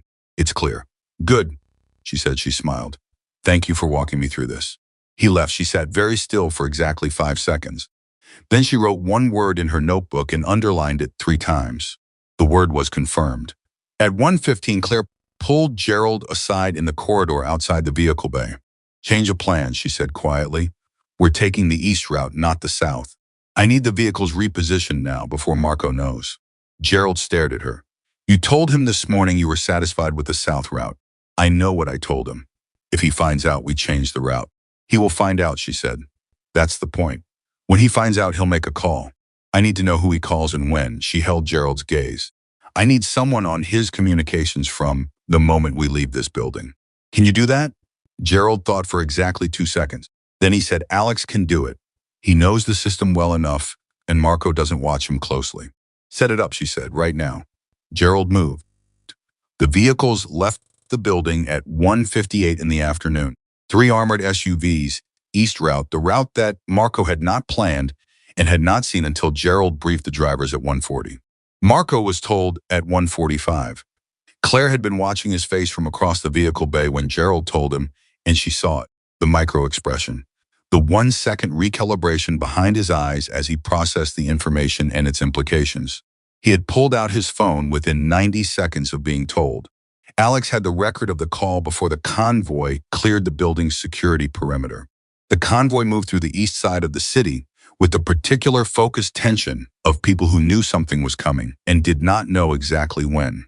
Vincent sat in the center vehicle between Gerald and a guard named Santos, who Claire had chosen herself based on 3 specific criteria she had not shared with anyone. Claire sat in the front passenger seat. She did not speak. She watched. At 2:14, she said, "Slow down." The driver looked at her. 20%, just reduce speed. He did. They were passing through a wide commercial street, loading docks on both sides, multiple delivery vehicles, construction equipment at the far end blocking partial lane access. She looked at the construction workers. Their boots were clean, not slightly muddy, not work-worn, clean. The kind of clean that happened when someone had put on the uniform an hour ago, rather than the kind that came from actually working a construction site in a Chicago autumn. "Stop the vehicle," she said. The driver hesitated. "Miss Bennett, we're in the middle of Vincent," she said. Vincent's voice came from the back seat. "Stop the vehicle." "Reverse." He stopped. She said, "Now." "All 3 vehicles, reverse." Claire Gerald started now, she said. Her voice did not rise, but something in it did not leave room for the sentence to continue. The driver reversed. The second and third vehicles followed. 40 feet behind them, the road came apart. The sound was enormous. Not a crack, not a bang, an erasure. A section of pavement approximately 12 feet in diameter simply ceased to exist in a column of force and smoke that knocked the loose glass in the loading dock windows sideways in their frames. The shockwave hit the back of the convoy vehicles hard enough to push the third SUV half a foot to the left. Nobody spoke for 2 full seconds. Then Vincent said very quietly, "Claire." "I see it," she said. She was already scanning, not the explosion, not the smoke, the people around the explosion. And she saw what she was looking for. A delivery truck that was moving away from the site, not accelerating, not fleeing. Moving with the careful, deliberate pace of someone who knew that running would draw attention and that walking away slowly was the correct protocol when the primary event had been completed. A man in a hard hat heading east on foot, not looking back. Nobody who had just been near an explosion doesn't look back. In biological, you look back. He didn't. A woman near the entrance to the loading dock who had her phone out and was appearing to take pictures of the aftermath, but whose camera was facing the convoy. "Lock the perimeter," Claire said into the radio. East on Meridian, the delivery truck with the blue side panel. Hard hat male heading east on foot, gray jacket. Woman at loading dock entrance, red coat, phone in right hand. Her voice was flat and precise and rapid. Do not let them reach the next block. From the back seat, Santos was already on a secondary radio coordinating with the outer security vehicles that Claire had quietly positioned on the surrounding streets before the convoy left. Another thing she had not told Marco, another preparation she had made for the specific things rather than the expected ones. Gerald looked at her from the back seat. His face was the face of a man who had just understood something fully for the first time. You knew this route would be hit, he said. I knew the south route would be hit, she said. I didn't know what they would do when the route changed. She was still watching the street. Now I do. They adapted, which means they had contingency positions already in place, which means this has been planned longer than 14 months. How long, Vincent said. I don't know yet, she said, but we're about to find out. They found the delivery truck 4 blocks east. It had pulled into a service alley and the driver was gone, but the back doors were unlocked and inside were things that made the outer security team go very quiet when they opened them. Surveillance photographs. Dozens of them. Vincent at the office. Vincent at his residence. Vincent at locations she hadn't known he frequented and that were not on any official schedule. The photographs spanned at least 8 months, and they were organized with the kind of careful, patient attention that told her everything she needed to know about the people she was dealing with. They were not impulsive. They were not reactive. They had been building toward this for a very long time, and what they had built was thorough. There was also a burner phone. The last call made from it was at 2:17 in the afternoon, 3 minutes after the convoy had changed routes. She took the phone. She did not hand it to Gerald. She put it in her jacket pocket, and she held it there against her chest, and she felt it like a coal. She knew whose number would be in that call log. She had known since the morning, but knowing and having it in her hand were two different things, and having it in her hand was the difference between a suspicion that could be denied and a fact that could not. She walked back to the convoy vehicle. She got in. She sat down. She looked at Vincent. There's one more thing, she said. He waited. She took the burner phone from her pocket and pulled up the call log and turned the screen toward him. He looked at it, one number, called at 2:17. Duration 43 seconds. He recognized the number. She could see it in his face. Not the shock of surprise, but the weight of confirmation, the arrival of a fact that part of him had been holding at arm's length for longer than today. Gerald, Vincent said. Yes, Gerald said from behind them. Don't use the radio. Understood. When we get back to the building, I want Marco Reyes in the conference room on 14. Nobody tells him why. Nobody tells him what happened to the convoy. As far as he knows, everything went according to plan. He'll know the bomb didn't go off on target, Gerald said carefully. Yes, Vincent said. He'll know that. But he won't know what we found in that truck. He paused. And he won't know that we have his phone number. The convoy drove back to the building in the particular silence of people who had just survived something and had not yet had time to process what surviving it meant. Claire sat in the front seat with her hands in her lap and her notebook closed and her eyes on the city passing outside the window. She was thinking about Marcus Webb and Daniel Fournier and Thomas Quant. She was thinking about 14 months of data packets sent at 3 in the morning through residential IP addresses. She was thinking about 43 seconds on a burner phone and what a man says in 43 seconds when he is telling the people he has betrayed everything to that the target is still alive. She was thinking about her brother, not deliberately. She never thought about him deliberately. He arrived the way he always did, without invitation, in the specific silence after a moment of extreme danger, when the body and the mind settled back into themselves, and there was suddenly room for the things that were always present but never acknowledged. She had not been 40 degrees wrong today. She had been exactly right. The thought brought no comfort. It never did. Being right meant something terrible had been prevented. It did not mean the terrible things that had already happened were undone. It never meant that. Alex Dunn was waiting in the vehicle bay when the convoy returned. He was standing near the wall with his arms at his sides and the expression of someone who has been holding a specific piece of information for 2 hours and has had nothing to do with it but wait. Claire got out of the vehicle. She walked directly to him. He made 4 calls, Alex said without preamble. One at 1:47 immediately after Gerald briefed the drivers. One at 2:17, one at 2:41, one at 3:09. He handed her a printout. The one at 2:41 was the longest. 6 minutes and 12 seconds. 6 minutes and 12 seconds. After the bomb failed. After the convoy returned safely. 6 minutes and 12 seconds of explanation and damage control in whatever version of events Marco Reyes had constructed to account for the fact that Vincent Callahan was still alive. She looked at the printout. All 4 calls to the same number. Good, she said, you did well. Alex looked at her. Something in his face was working to maintain its composure. He was 26 years old, and he had spent the afternoon monitoring the communications of a man who had spent 4 years building trust in this organization while systematically dismantling its defenses from the inside. The weight of that knowledge sat visibly on him. Is he upstairs? He said. Not yet, she said. He will be in about 15 minutes. What happens then? Justice, she said, not dramatically, plainly. The way she said everything. She took the elevator up to 14. The conference room was empty when she arrived. She sat down in the chair she had been standing near on her first morning, when Marco had pointed at her and laughed. She put her notebook on the table. She put the documents in a neat stack beside it. She put the burner phone in the center. Then she waited. Vincent arrived 3 minutes later, then Gerald. Then Santos, who stood near the door without being asked. Then Marco. Marco walked into the room with the particular confidence of a man who has survived a crisis and does not yet know that surviving it has exposed him rather than protected him. He saw the people at the table. He registered the expression on Vincent's face. He looked at the table. He saw the burner phone. The change was subtle, a fraction of a second's hesitation in his movement, a microscopic shift in the set of his shoulders, a recalibration that happened behind his eyes so fast that anyone who wasn't watching for it would have missed it completely. Claire had been watching for it since the moment he walked through the door. She saw it. And she knew, with the specific certainty of someone who has spent years reading the difference between a person who is surprised and a person who is acting surprised, that Marco Reyes had just understood exactly what was on the table and had chosen, in the fraction of a second available to him, to try to continue. Marco, Vincent said. Vincent. Marco's voice was steady. Practiced. I heard about the convoy. I'm glad everyone is. Sit down, Vincent said.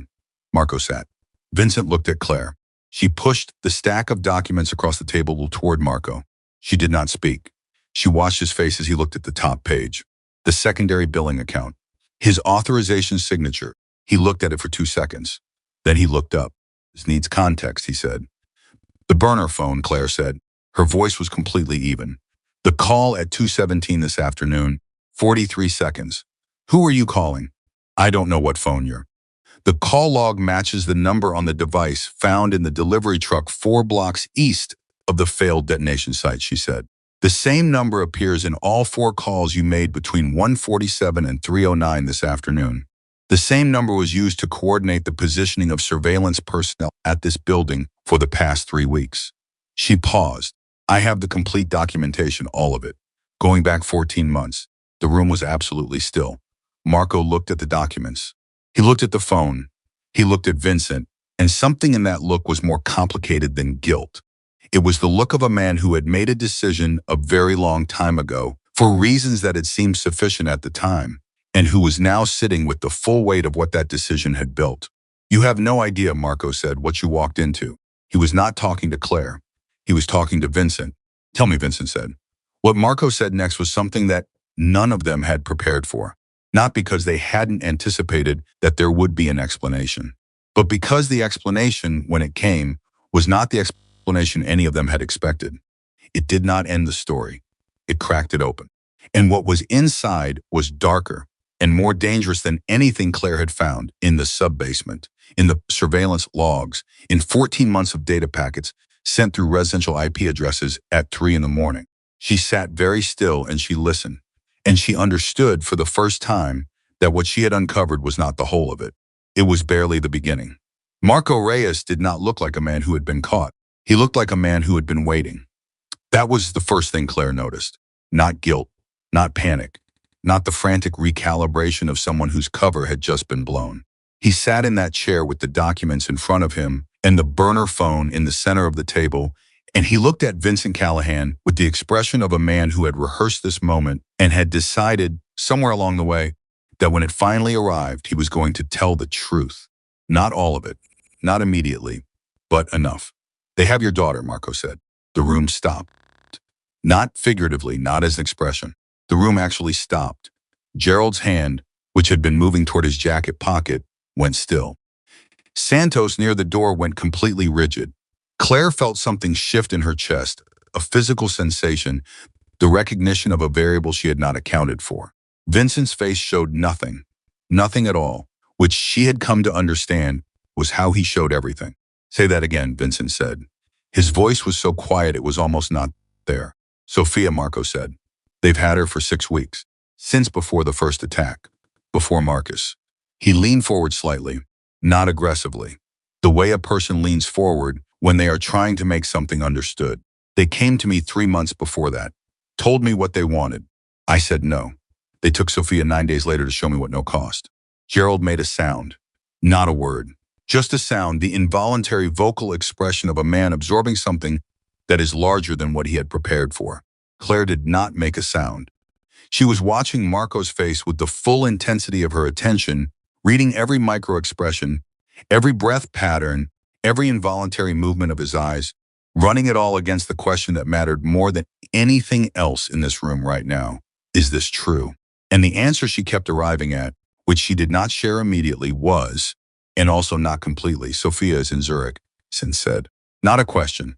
His daughter had been in Zurich for 2 years, studying at a university. He had set it up deliberately. Distance, safety, a life outside the shadow of what he was. She was, Marco said. They moved her 5 weeks ago. I don't know where she is now. Every week I get a photograph.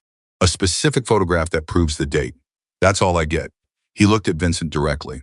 I have been trying to keep you alive, Vincent. Every piece of information I gave them, I calibrate. I gave them enough to keep Sophia breathing and not enough to actually kill you.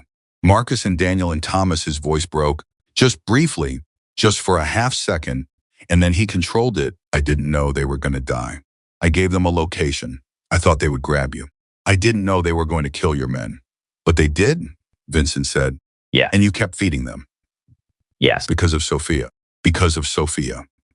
Marco's hands were on the table, flat, visible, the way people position their hands when they want to demonstrate that they are not concealing anything. I have a daughter too. She's 9 years old. If it had been my daughter, you would have done the same thing. Vincent said nothing. Claire spoke. Who are they? She said. Marco looked at her.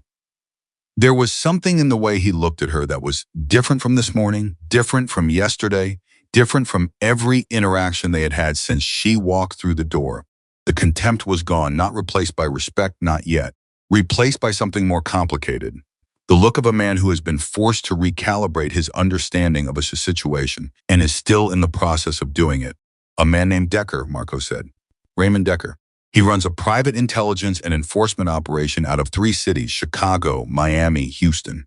On the surface, it's a legitimate security consulting firm. Underneath that, it's the most sophisticated blackmail and targeted elimination operation in the American private sector. He paused. He's been building a case against Vincent for 2 years. Not for law enforcement, for leverage. He wants control of the distribution network on the South Side. He doesn't want to kill Vincent. He wants to own him. The silence in the room was different now, denser. Then why the attacks? Gerald said. If he wants leverage, why kill 3 men and try to blow up a convoy? Because I stopped cooperating, Marco said. He said it without flinching. 4 weeks ago, I told them I was done, that they had enough information and they needed to release Sophia and walk away. They said no. So I started giving them bad information. Small errors in the schedule, minor inaccuracies in the route data. Nothing dramatic enough to signal that I'd turned, but enough to create friction. He looked at Vincent again. The attacks escalated after that. Decker stopped trying to acquire you and started trying to eliminate you. Because I became unreliable and you became a liability instead of an asset. Claire wrote something in her notebook. Short, 2 words. She did not look up when she wrote it. Where does Decker operate from in Chicago, she said. I have an address, Marco said. A physical location his people use for coordination. I've never been there directly, but I received communications from it twice. I traced the origin. He reached into his jacket pocket. Santos moved immediately, one hand toward his weapon, but Marco raised his other hand and moved slowly, extracting a folded piece of paper that he placed on the table beside the burner phone. It's all there. The address. The names of the 3 people I dealt with directly. The account numbers I used to receive the payments before I understood what I was involved in. Claire picked up the paper. She unfolded it. She read it. Then she looked up. You've been building this for 4 weeks, she said. Since you stopped cooperating? Marco nodded. You were going to use it? Yes. A pause. To give Vincent a way to get Sophia back, he said, and to give myself a way to stay alive long enough to be useful. The room absorbed that. Vincent had not moved. He had not moved for the past 4 minutes, which Claire had been tracking, without appearing to track. He was completely still in the way of a person whose internal processes were operating at a speed that their external presentation was deliberately not reflecting. He was deciding something, multiple things, rapidly and without the benefit of having had any time to prepare for this specific set of facts. Then he said, "Does Decker know his address has been compromised?" "No," Marco said. "He doesn't know I traced it. He thinks I'm still cooperating at a diminished level." "Does he know about Claire?" Marco hesitated. Claire felt that hesitation like a physical thing. "He knows you brought in someone new," Marco said. "He doesn't know her capabilities. I described her as a threat assessment consultant with limited operational authority." Another pause. "That's why the convoy attack this afternoon was rushed. He was trying to move before she found something. He underestimated how fast she worked." Vincent looked at Claire. She was already looking at him. Something passed between them that didn't require language. An understanding, the specific shorthand of two people who have been operating at high speed in a dangerous situation and have developed, without planning to, the ability to communicate in a look. She gave him the smallest nod. He turned back to Marco. "You're going to help us get Sophia back," he said. "And then we're going to have a longer conversation about everything else." Marco nodded. He looked like a man who had put down something extraordinarily heavy and was not yet sure what it felt like to have empty hands. "One condition," Vincent said. Marco waited. "If anything you've told me in the last 10 minutes turns out to be incomplete or inaccurate or strategically shaped to serve a purpose." I'm not aware of. Vincent's voice was still quiet, still completely controlled, still carrying that weight that filled rooms without volume. "There will be no second conversation." "I understand," Marco said. "Do yes." Vincent. He looked at Gerald. "Get the car. Personal vehicle, not the convoy. And call no one." He looked at Santos. "Stay with him." He looked at Claire. "With me." They went to his office. He closed the door. He stood with his back to her for a moment, facing the window, and she understood that she was seeing something that very few people had ever seen. Vincent Callahan without the compression, entirely intact. Not broken, not visibly distressed, but present in a way that he usually wasn't, or usually didn't allow himself to be. "Sophia's 20 years old," he said. His voice was still even, but something in its texture had changed. "She's been in Zurich since she was 18. She studies architecture. She wants to design sustainable housing." A pause. "She doesn't know what I am. I made sure of it." "She knows you love her," Claire said. He turned around. The look on his face was the specific look of a person who has just been handed a truth they weren't prepared for. "We're going to get her back," Claire said. "Not as a comfort, as a statement of operational fact. I need everything you have on Decker. Every name, every piece of history, every connection you're aware of. And I need it in the next 30 minutes. Because the window on that address Marco gave us is not going to stay open." He sat down. He started talking. For the next 34 minutes, Claire wrote without stopping. She filled 8 pages of her notebook, front and back, with names and connections and operational history and financial relationships, and the kind of structural detail about Raymond Decker's organization that told her 2 critical things. First, Decker was more sophisticated than anything in Marco's documentation had suggested. Second, and more important, he had a pattern, a consistent, repeated behavioral pattern that ran through every operation he had ever run. He did not like exposure. He ran his operations through layers of intermediaries specifically because he could not tolerate the risk of direct contact, which meant that his Chicago coordination address, the one Marco had traced, was almost certainly operated by people who had never met Decker in person and had no direct way to reach him, which meant if they hit the address, they would not get Decker. And if they didn't get Decker, they would not get Sophia. She stopped writing. "The address Marco gave us," she said. "We can't go there first." Vincent looked up. "If we hit that location and Decker finds out before we have Sophia, she's gone." She held his gaze. "We need to find where she is before we move on anything else." Vincent's jaw tightened. "Marco said he gets a photograph every week. When is the next one due?" "I need to ask him." She was already standing. She went back to the conference room. Marco was sitting where she had left him. Santos was near the door. Marco looked up when she came in. "The photographs," she said. When is the next one due? Tomorrow morning, he said. They come through an encrypted file transfer. Same service every time. Can you trace the origin of the transfer? He hesitated. I tried once. Multiple servers. Can Alex do it? She said it without explaining who Alex was or why she trusted him with this. Marco looked at her. The kid in the security room? Yes. A pause. He's good, Marco said, and there was something in his voice that was almost, in a different situation, something approaching respect. Yes, he might be able to. She went back upstairs. Alex was exactly where she expected him to be, in the security room, at his terminal, running the communication logs from the afternoon's convoy. He looked up when she came in and his expression asked the question, before his mouth did. I need you to do something tonight, she said. It's technically complex and it has to be done without leaving any trace that it was done. Can you do that? He didn't ask what it was first. He said yes. She told him about the photograph transfer. She told him what she needed.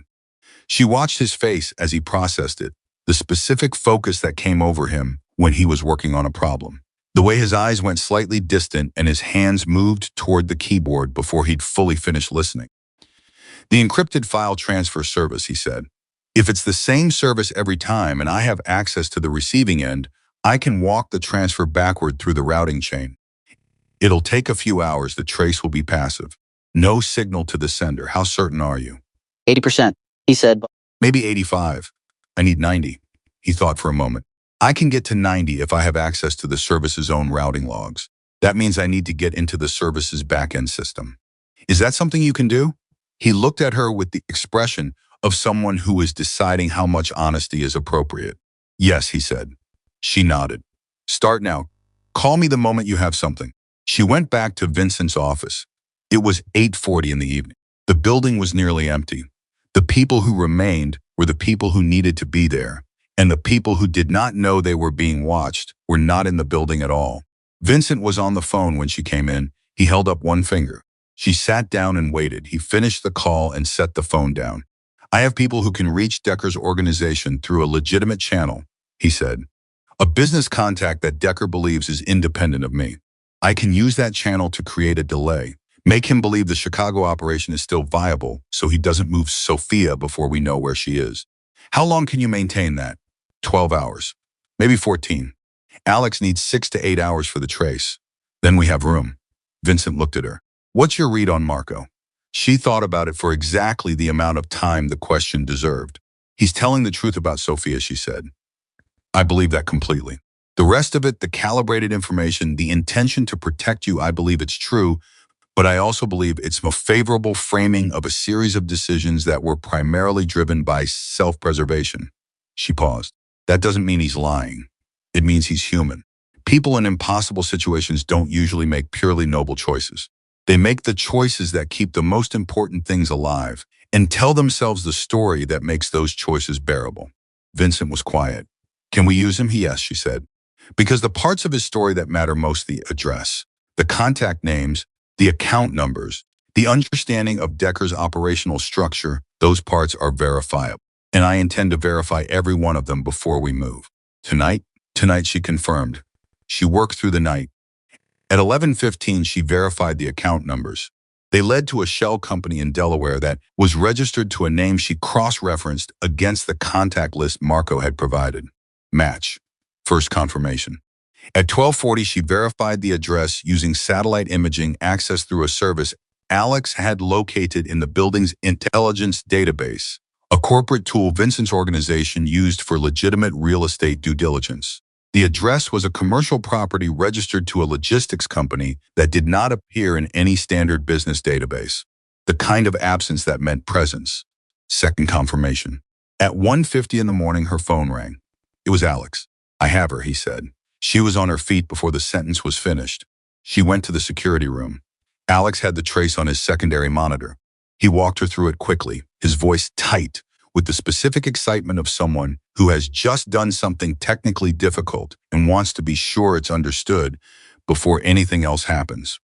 The photograph transfer originated from a server farm in a suburb of Detroit, but the access point, the device that had initiated transfer each week, was a mobile device that had pinged the same cell tower in the same geographic area for the past 5 weeks, a neighborhood in Detroit. Specific enough to narrow to a 2-block radius. I can get closer, Alex said. If the device pings the tower again in the next 12 hours, I can triangulate to a specific building. Can you trigger a ping without alerting the device? He was already typing. Give me 40 minutes. She called Vincent. He arrived in the security room 11 minutes later, which meant he had been somewhere in the building, unable to sleep, waiting for exactly this. He looked at the monitor. He looked at the 2-block radius in Detroit. He did not say anything for a long moment. Then he said, "She's alive." As of the last photograph, Claire said carefully, which was 6 days ago. "She's alive," he said again, not disputing her caution, stating something he needed to be true. "Yes," she said, "and we're going to keep her that way." At 2:30 in the morning, Alex got the second ping. He triangulated. The device was in a building on the corner of 2 streets in a residential area of Northwest Detroit, a 2-story structure registered as a single-family rental property. The rental company was a subsidiary of the same Delaware shell company that held the account numbers Marco had provided. Third confirmation. The circle was closing. Claire spread the documentation across Vincent's desk at 3 in the morning. 8 pages of notebook writing, printouts from the account verification, the satellite imaging, the cell tower triangulation. Alex's routing trace laid out in a format she'd organized so that it told a story from beginning to end without any gaps. Gerald was there. Marco was there, still under Santos's quiet observation. Alex was there, looking like someone who had not slept but did not feel it. "Here is what we know," Claire said. She did not sit down. "Sophia is in a specific building in Detroit. Decker's Chicago coordination team operates from a specific address on the south side. Marco has direct contact with 3 of Decker's intermediaries who believe he is still cooperating. We have 12 to 14 hours before Decker's intelligence tells him that the Chicago operation has definitively failed and he needs to make a decision about his leverage." She looked around the room. "We have one window," she said. "Detroit and Chicago have to happen simultaneously. If Chicago moves first, Sophia is gone. If Detroit moves first, Decker panics and accelerates the Chicago operation. The timing has to be exact." "We don't have the personnel for 2 simultaneous operations," Gerald said. "I know," she said. "Who do we trust?" Vincent said. She had thought about this. She had been thinking about it since 2:30 when the triangulation came back. "Marco makes a call to his Chicago contact," she said. "A routine check-in, nothing unusual, nothing that signals any change. That buys us the window." She looked at Marco. "Can you do that?" Marco nodded. "Yes. Alex coordinates communication between both teams from here." She looked at Alex. "You've been running security communications for 8 months. This is the same thing at higher stakes." He nodded once. His face was pale, but his eyes were steady. "Gerald manages the Detroit team. 4 people maximum, quiet entry, no confrontation if avoidable. The goal is Sophia, not engagement." She looked at Gerald. "Can you have a team in Detroit in 4 hours?" 3.5, Gerald said. She looked at Vincent. "You stay here," she said. The room went very still. Vincent looked at her. "I know what you want to do," she said. "I understand it completely. But if you are in Detroit and something goes wrong with the Chicago coordination, we lose everything. You are the only person Decker's intermediaries will respond to if this comes apart at the seams. You have to be here." He held her gaze. She held his. "Who handles Chicago?" he said. "I do," she said. Another silence. Longer. "You, me," she said. "And Marco, because his face is known and his access is real. And Santos, because I've read his file and he is exactly what the situation requires." Vincent looked at her for a long time. The compression was fully intact. Every calculation he was running was invisible behind the stillness of his face. She waited. She let him arrive at it himself, because that was the only way it would hold.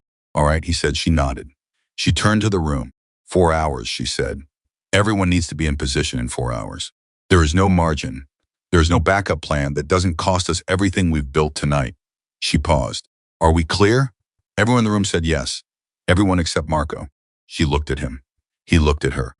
And then Marco Reyes, who had laughed at her when she walked through the door, who had grabbed her collar and shoved her into a wall on her first morning, who had spent 4 years building the very security architecture she spent 2 days dismantling, said something she had not expected. "I'm sorry," he said, "for what I did when you arrived. I was wrong about you." She held his gaze for a moment. "I know," she said.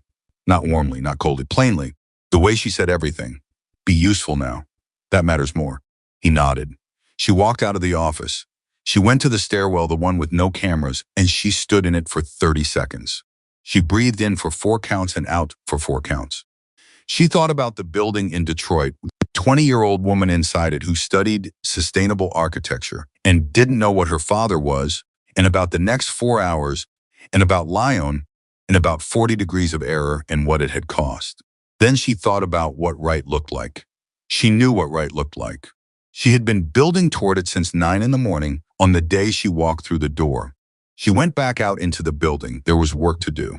And she was the only person in that building, or possibly in that city, who knew exactly how to do it. The 4 hours passed like 4 minutes and 4 years at the same time. Claire spent the first hour running the Chicago coordination plan with Marco and Santos in the 3rd floor meeting room. She was specific. She was precise. She covered every contingency she could identify, and several that she could only approximate. And for each one, she assigned a decision protocol so that nobody in the field would need to stop and think when stopping and thinking was the one thing they could not afford. Marco listened with the focused attention of a man who understood, finally and completely, that the person across the table from him was operating at a level he had not accounted for when he put his hands on her collar 3 days ago. Santos said very little. He was that kind of man. The kind who absorbed everything and disclosed nothing until the moment he needed to, and then was exactly what the situation required. At 4 in the morning, Gerald called from Detroit. His team was 40 minutes out from the Target building. He had 4 people, all of them chosen by Claire from personnel files she had reviewed in the past 48 hours. None of them had direct ties to Marco. None of them had been inside the communication chain that Decker had compromised. They were clean, which was the only thing that mattered. The building has 2 exits, Gerald said. Front and rear. We have both covered. Any activity? Claire asked. 1 vehicle in the parking area. Lights on the 2nd floor. No movement visible from the exterior. Hold your position until I call you, she said. Do not move until I call. She hung up. She looked at Marco. Make the call, she said. Marco picked up his personal phone. The one Decker's people knew. He dialed the number he had been given 14 months ago by a man named Carroll, Decker's primary Chicago intermediary, a man who wore good suits and spoke in complete sentences and had personally overseen the deaths of 3 people that Marco had worked beside for years. The phone rang twice. Carroll answered Marco. His voice was easy, unhurried. The voice of someone who believed the situation was entirely under his control. Checking in? Checking in, Marco said. His voice was steady. Claire was watching his face, and she could see what it cost him, the steadiness, the performance of normalcy, when every part of him wanted to say something different. I wanted to confirm the timeline for the follow-up. We're adjusting, Carroll said. Yesterday's complication set us back slightly. We'll be in touch with revised coordinates within 24 hours. Understood, Marco said. Any concerns on your end? A pause, just brief enough to be almost unnoticeable. Nothing significant, Carroll said. Your new colleague is proving to be more cautious than we expected, but we've accounted for it. Claire heard that. Marco was holding the phone slightly away from his ears so she could. She wrote 1 word in her notebook, lie. Decker's people had not accounted for her. They were telling Marco what he needed to believe to stay cooperative. The fact that they were still managing him meant they didn't know yet that the conversation in this building had happened, which meant the window was still open. Good, Marco said. I'll wait for your contact. He hung up. He looked at Claire. She was already dialing Gerald. Go, she said. At 4:22 in the morning, Gerald's team entered the building in Detroit. Claire was in the security room with Alex when it happened, both of them on separate communication channels, Alex monitoring the Chicago perimeter and Claire staying live with Gerald's team through a single earpiece pressed against her left ear. Vincent was in his office 1 floor up. She had asked him to stay there, and he had agreed, and she knew that agreement had cost him more than anything else he had given her in the past 3 days. The first 60 seconds were quiet. Then Gerald's voice came through the earpiece. 2nd floor, 3 rooms, 2 are empty. She waited. 3rd room locked. She waited. We're making entry. The silence lasted 11 seconds. She counted them. Each one was a separate, distinct unit of time with its own weight. Then Gerald said, she's here, Claire. She's all right. Claire put her hand flat on the desk. She breathed in for 4 counts. She breathed out for 4 counts. Is she injured, she said. No. Scared. She's asking for her father. Tell her she stopped. She started again. Tell her she's going home. She took out her other phone. She called Vincent. He answered before the first ring finished. She's safe, Claire said. The silence on his end lasted 3 seconds. She had never heard Vincent Callahan silent in that specific way. It was not the controlled stillness. It was something entirely different. Something that came from a place the controlled stillness existed specifically to protect. She's asking for you, Claire said. Gerald has her. She's not injured. Another second of silence. Then thank you. 2 words, spoken at a volume that was barely there, but carrying more weight than anything else he had said in 3 days. She put the phone down. She looked at Alex. He was very deliberately looking at his monitor and not at her, which she appreciated. Chicago, she said. What do we have? Carol's phone pinged a cell tower 4 blocks from the coordination address 20 minutes ago, Alex said. He's either at the address or nearby. Anyone else? 2 other devices I've been tracking that match the pattern we identified, both within a 2-block radius of the address. She stood. I need Santos, she said. He's in the lobby, Alex said. She went down. The plan for Chicago had always had 2 components. The first was Gerald's Detroit operation, which was now complete. The second was the coordination address, and it was more complicated because what she needed from the coordination address was not the building itself, but the person inside it. Carol. Because Carol was the thread that led to Decker, and Decker was the thread that led to everything that came after. She found Santos in the lobby. He was standing near the door in his jacket with his hands at his sides and the expression of a man who had been ready for some time and was not bothered by waiting. We're moving, she said. Now, he said. Now, Marco was behind her. She had not heard him come downstairs, but she turned and he was there. Jacket on, the folded piece of paper with the address in his left hand, looking at her with an expression that was not asking permission and was not demanding inclusion, but was simply present, the way a person is present when they understand that this particular moment belongs to them and they are not going to be anywhere else. She looked at him for a moment. You drive, she said. He nodded. They went out into the Chicago night.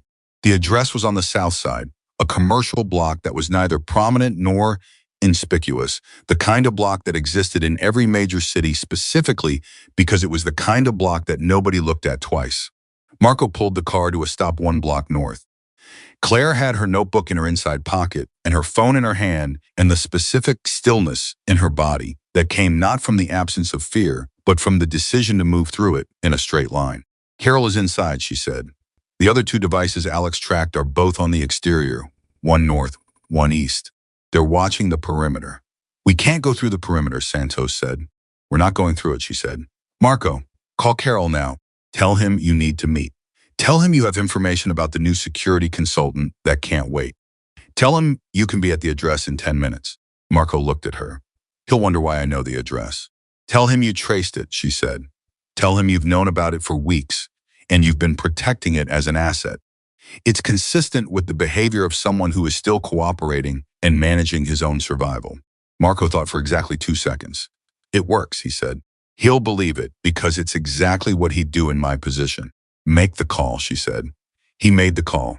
Carol answered in 4 rings this time, which told her something had shifted in his confidence level since the earlier call.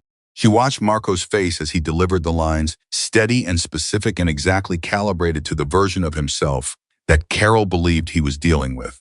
Carol said yes. He said he would meet Marco inside. He said 10 minutes was fine. Marco hung up.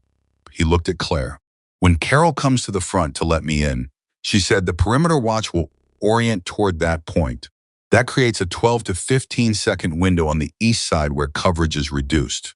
Santos goes in on that side. He secures the interior before Carol understands that the meeting is not what he agreed to. Santos looked at her. 12 seconds is tight. 11 on a bad day, she said. 15 on a good one. You won't need more than 8. He looked at her for a moment with the expression she had now seen on several faces in this building over the past 3 days. The expression of a person recalibrating. All right, he said. She looked at Marco. When Carol opens that door, she said, he's going to see you first and me second. The moment he processes that I'm there, he's going to try to close the conversation. He's going to try to reframe, redirect, manage. Don't let him start. The first thing he hears when that door opens needs to be something that takes the control of the conversation away from him before he knows he's lost it. What do I say? Marco said. She told him. He listened. He nodded once. They moved. 8 minutes later, Marco, was at the front door of the coordination address, and Santos had gone around the east side in the dark, and Claire was standing just out of Carol's sightline, close enough to move in 2 steps when the door opened. The door opened. Carol was a man in his mid-50s, well-built, gray at the temples, wearing the expression of someone who has been mildly inconvenienced and is managing it professionally. He opened the door and looked at Marco and started to say something. And then Marco said exactly what Claire had told him to say. He knows about Sophia, and he knows about you. Carol's face did the thing that faces do when a person receives information their body processes before their mind does. A half second of pure, unfiltered reaction before the professional management kicked back in. In that half second, Claire stepped into his eye line. She looked at him. He looked at her. And then from behind him, from inside the building, Santos said, "Don't." One word, the kind of word that communicates a complete instruction without requiring elaboration. Carol did not move. They went inside. What happened in the next 40 minutes was the kind of conversation that happens when a person who has been operating behind layers of insulation is suddenly in a room with someone who has removed every layer and is holding the documentation in her hands. Carol was sophisticated. He tried 4 separate approaches to the conversation before he understood that each one was going to fail, not because Claire was aggressive or threatening, but because she was simply more prepared than he was, and there was no version of this exchange where preparation was not the deciding factor. The 4th approach was a threat, not explicit, framed as information. He told her that Raymond Decker was not a man who responded well to interference, and that the people who had attempted to interfere with his operations in the past had found the experience permanently instructive. She let him finish the sentence.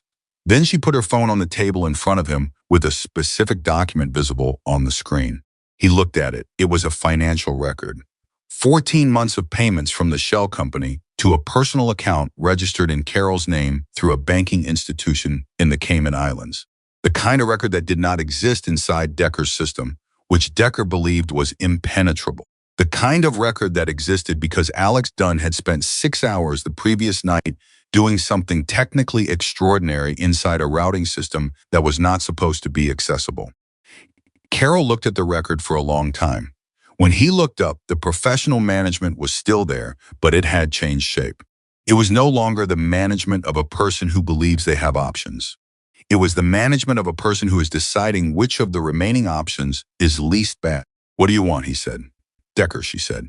Carol was quiet. "The account, the records, the communication logs, and your personal testimony about the operational structure," she said, "in exchange for the specific consideration that can be arranged through channels that I don't need to explain to you right now, but that you are intelligent enough to understand exist." Another silence. "Decker will know," Carol said. "Decker will know when we tell him," she said. "Not before." He looked at her for a long moment. Then he said, "I want it in writing." "You'll have it in writing within 6 hours," she said, "from a source you can verify independently." He nodded. He started talking. He talked for 31 minutes. Santos recorded every word. Marco sat against the wall and listened with the expression of a man who was hearing, for the first time in its complete form, the thing he had been a peripheral part of for 14 months. The full architecture of it. The scale. The number of organizations Decker had leveraged the same way he had leveraged Vincent. The number of people who had been in Marco's exact position, trapped and cooperating, and trying to calibrate their betrayal down to the minimum necessary to keep someone they loved alive. When Carol finished, the room was quiet. Claire looked at him. "Where is Decker tonight?" she said. Carol told her. She stood, she looked at Marco. He stood, she looked at Santos. He was already at the door. They left Carol in the room with 2 of the outer security personnel that Alex had quietly redirected from the perimeter during the conversation. People whose existence Carol had apparently not been tracking. Another detail she had not shared with anyone until it was relevant. In the car, Marco said, "How did you know Carol would give up Decker's location?" "I didn't know," she said. "But you were prepared for it." "I'm prepared for everything," she said. "Most of it doesn't happen. But when it does, I don't have to decide what to do. I already know." He was quiet for a moment. "I misjudged you," he said. "Completely and in every way." "Yes," she said. "You did." She said it without cruelty and without satisfaction. Just plainly. Because it was true, and the truth was the only currency she had ever traded in. Raymond Decker was in Chicago that night which was not something he was in the habit of doing. He preferred distance, he preferred layers. He preferred the specific safety of never being in the same geographic area as the operations he was running. But the previous day's failure had pulled him closer, and proximity was the one vulnerability that all his sophistication could not fully protect him from. He was in a hotel in the River North neighborhood, registered under a business name, on the 14th floor, with two of his personal security detail in the adjacent room.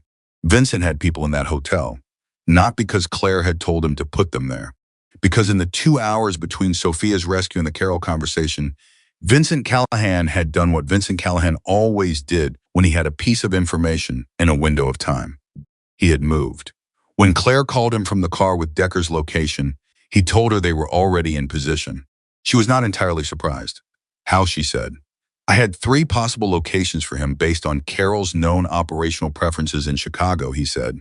I covered all 3. This one is the middle one. You didn't tell me, she said. You had enough to manage, he said. And then was I wrong to do it? She thought about it honestly. No, she said. But next time tell me. Next time, he agreed. What happened at the hotel was not the dramatic confrontation that the story of Raymond Decker might have seemed to deserve. There was no gunfire. There was no physical struggle of consequence. There was a man on the 14th floor of a Chicago hotel who opened his door at 5:47 in the morning and found a situation on the other side of it that he had not planned for and could not immediately process. Vincent was there. Claire was beside him. And the thing that Decker saw when he looked at both of them was not what he expected to see. He expected to see a man who was angry, who was operating from emotion, who had been pushed to a confrontation he wasn't prepared for. He saw a man who was completely calm. And beside him, a woman who was watching Decker's face with the specific quality of attention that told Decker, in the first 2 seconds of seeing her, that she had already read every option he was currently considering and had prepared for each one. He made the calculation very quickly. Come in, he said. They went in. The conversation lasted 40 minutes. Decker was exceptional at this. At the surface management, the verbal positioning, the way he framed things to create the impression of control he no longer had. He was one of the most sophisticated people Claire had been in a room with in her professional life, and she had been in rooms with sophisticated people. But sophistication without accurate information is a tool without a handle. And Raymond Decker did not have accurate information. He did not know the full extent of what they had. He did not know about Carol. He did not know about the Cayman account documentation. He did not know that Sophia was already safe in a car with Gerald Hatch, driving back toward Chicago. He was negotiating blind. She let him negotiate for 20 minutes. She let him exhaust his options. She let him try every approach in his considerable repertoire. And then she put the documentation on the table. All of it. 14 months of records, 9 data packets, the account in Carol's name, the shell company structure, the communication logs, the operational timeline, the names of 11 other organizations he had leveraged using identical methods over the past 4 years. Decker looked at it. He looked at it for a long time. When he looked up, something had changed in his face that had not changed in the previous 20 minutes of conversation. The surface management was still there, but it had gone thin, the way ice goes thin when the temperature is wrong, and underneath it was something that was almost, in another life, a kind of respect. Who built this? He said. He was looking at Claire. I did, she said. In how long? 3 days. He looked at her for another moment. I underestimated you, he said. Everyone does, she said. It stops being interesting after a while, he almost smiled. She noted it without returning it. What happens now, he said. Vincent spoke for the first time in 20 minutes. Now you make some calls, he said, to your people in every city. You tell them that the Chicago operation is concluded and that all assets associated with the Callahan account are to be released immediately and permanently. You confirm it in writing through your own documentation system in a format that your own people will recognize as final. He paused. And then we have a longer conversation about the other 11 organizations. Decker looked at him. And if I decline, he said. Then Miss Bennett puts everything currently on that table in front of 3 separate federal investigators who have been building a case against your firm for the past 18 months and who, I am told, have been waiting for exactly this kind of documentation to close it. Vincent held his gaze. I've been waiting 22 years to have something on you that was complete enough to be irrefutable. She built it in 72 hours. A pause. I'd encourage you to consider that carefully. Decker was quiet for a very long time. Then he picked up his phone. He made the first call. Gerald was still in the car with Sophia when his phone rang with the confirmation. She was sitting beside him, a young woman of 20, who had been held in a room in Detroit for 6 weeks and who had not, despite everything, lost the specific quality that her father had described to Claire. The quality of someone who had decided, somewhere in the past 6 weeks, that she was going to survive this and that surviving it would not require her to become something different than what she was. When Gerald told her it was over, she pressed her lips together and looked out the window of the car and said nothing for almost a full minute. Then she said, "Is my father all right?" "He's fine," Gerald said. She nodded. She looked out the window again. "Was it his people who found me?" she said. Gerald thought about how to answer that. "One person in particular," he said. "Who?" "Someone new," he said. "Someone he brought in." Sophia was quiet again. Then she said, "Tell them thank you." Gerald said he would. Claire received that message through Gerald at 7:15 in the morning, standing in a hotel corridor in River North with the sound of Chicago waking up outside and the documentation in her bag and 43 hours of no sleep somewhere behind her eyes. She stood with the phone in her hand for a moment after Gerald relayed Sophia's words. She thought about her brother. She thought about Lyon. She thought about the 40 degrees. She thought about the 20-year-old woman in a car who wanted to study sustainable architecture and who was going home because 3 days ago a woman nobody expected had walked through a door and started paying attention. She put her phone away. She went back into the hotel room. Vincent was standing near the window. Decker was on the phone, making his third call of the morning. Santos was near the door. Marco was in the corridor. She walked to where Vincent was standing. She stood beside him. He looked at her. Not at Decker, not at the situation being resolved in real time on the other side of the room. "Sophia sends her thanks," Claire said quietly. Vincent looked at her. His jaw moved very slightly. The compression was there, fully intact as it always was. But something in his eyes was different from every previous moment in 3 days. Not broken, not unguarded, just present. The way he had been present in his office when he talked about Sophia studying architecture in Zurich. The way he was when the controlled stillness momentarily let something through that was real and specific, and his. "Thank you," he said. She nodded once. They stood beside each other in the quiet of a hotel room in Chicago at 7:15 in the morning while Raymond Decker made his calls, and they did not need to say anything else. 3 weeks later, the 14th floor conference room looked the same from the outside. Inside, it had a different quality, the same table, the same chairs, the same view of the city. But the people in the room were different, not in their faces, but in the way they occupied their chairs, the way they listened, the way they looked at the person standing at the front of the room. Claire was standing at the front of the room. She was not giving a presentation.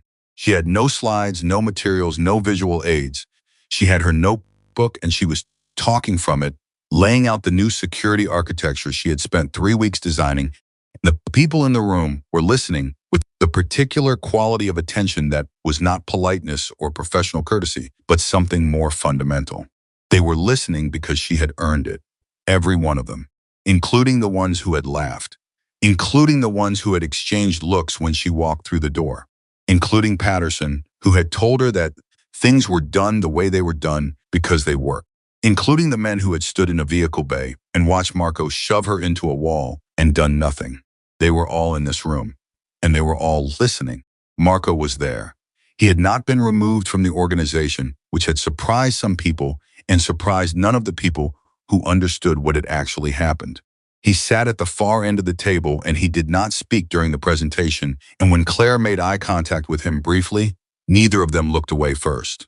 They simply acknowledged each other the way two people acknowledge each other when they have been in a serious situation together and have come out of it with a more accurate understanding of who they are to each other.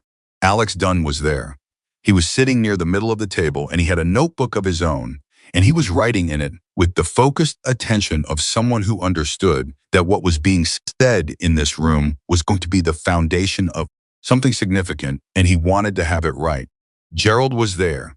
He was sitting near Vincent as he always did, and his expression was the particular expression of a 61-year-old man who has spent his career believing he had seen most things and has recently updated that belief.